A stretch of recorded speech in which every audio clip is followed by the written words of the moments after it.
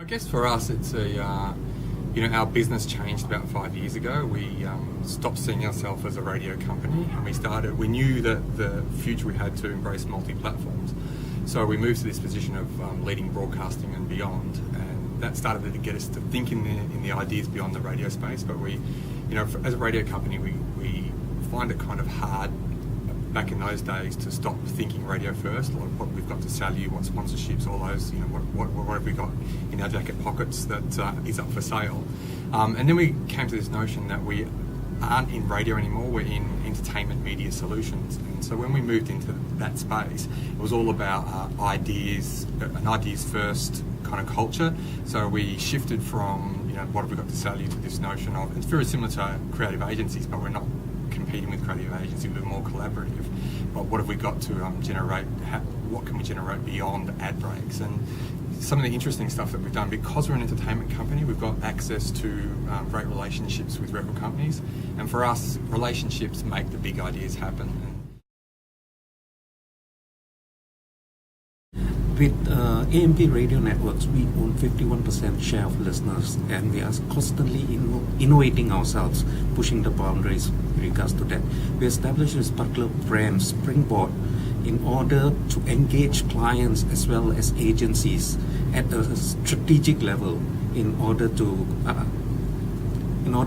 participate in the briefing session where we can leverage ideas at a much better pace. You guys did, you've done really kind of engaging ideas like the iPhone 4 launch. That was quite amazing. And so I guess it is the Springboard kind of notion to give creative agencies access to those tools? Directly to the tools, yes. Yeah. And what happened at iPhone 4 launch? I've seen that and I'm impressed. That's an ideal I want to steal.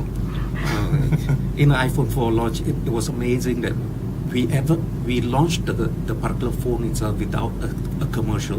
The brief was there's not supposed to be any commercial on this particular product itself because of the requirements of Apple. Yep. And therefore, what we did, we blog about it, we got the announcers to talk about it on air without directly pushing iPhone 4 and driving the crowd to Gardens Mid Valley. At 1 a.m. we have thousands of people lining up just to buy the phone. And it was a Malaysian first too, wasn't it? Yes, it was a Malaysian first. What made it that? It was like 4 stations? 4 stations, having a 4 simultaneous OB across 4 languages from 7 p.m. till midnight. And so with Austereo and Springboard, we're going to share lots of the learnings, lots of the kind of case studies as well. So when we move into new territory, we're going to share what we've done with these guys, and when Springboard move into new territory, they're going to share with us. So it's this great kind of reciprocated love. So what would you say to marketers who would admit that radio would not be their first choice or their first thought when it comes to executing their campaigns? Yep. What would you say to marketers about that? I'd say give us the brief and we'll show you what we can do, and with that ideas first culture, radio will be a part of it, but you'll see a really, really strong idea come back to you that we're convinced will work for you.